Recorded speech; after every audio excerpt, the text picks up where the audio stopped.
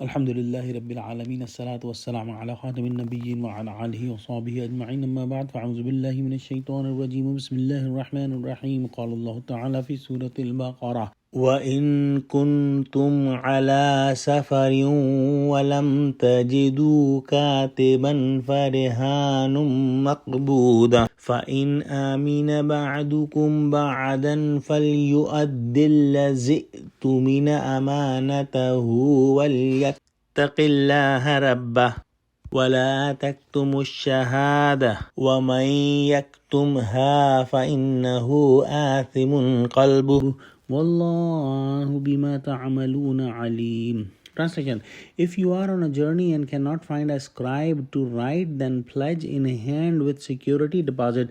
So if any of you deposit a thing on trust with other, then let the trustee fulfill his trust and should fear his Rabb. Do not hide an evidence, and whoever conceals it, his heart is surely sinful, and Allah is all knowing of what you do. In this ayah, Allah subhanahu wa ta'ala has given the law of pledge or rehan. Allah subhanahu wa ta'ala says that if you are traveling and you do not have any scribe who can write the document for the loan, so whoever is taking the loan may give some item as a pledge for his loan, and that thing will stay with the person who is giving the loan until the loan is repaid. So this item will serve as a guarantee for the repayment of the loan. However, the condition of the traveling is not a must. One who is living in his city and his home can also take a pledge or rehan in normal conditions as well. Whatever is given on rehan must be possessed by the person who is given the loan. This cannot be done verbally. Another situation may be that there is no scribe to write and there is nothing that can be given as rehan or pledge, but the person who is giving the loan trusts the person who is taking the loan.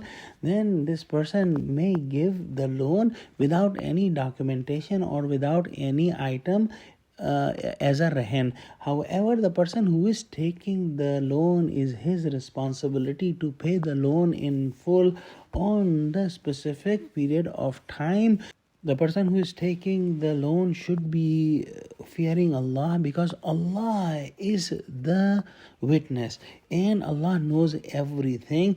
So after taking the loan, he should not listen the whispers of the shaitan or the whispers of his nafs to cheat the person who gave the loan without any documentation or without any item in rehan. Then in the end, Allah subhanahu wa ta'ala says, then one must not hide the testimony, and if he is asked to give the testimony, he should do it, otherwise his heart will be sinful. If someone is doing any cheating by hiding the testimony or by not repaying the loan, his heart will have the effects of this cheating.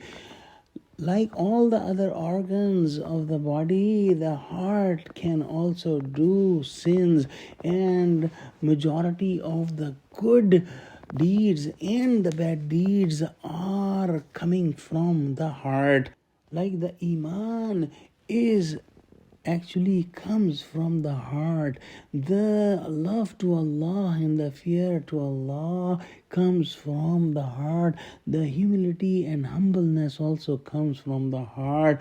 As opposed to this, the disbelief and the shirk and showing off and the arrogance and the hatred and jealousy, they all come from heart as well. Unfortunately, most of us don't give importance to the diseases of heart and the sins that are done from the heart, and they don't try to correct it. Oh Allah, make us our hearts pure and save us from all the diseases of the heart. Ameen. Wa akhiru da'wana alhamdulillahi rabbil alamin. Assalamu alaikum wa rahmatullahi wa barakatuhu.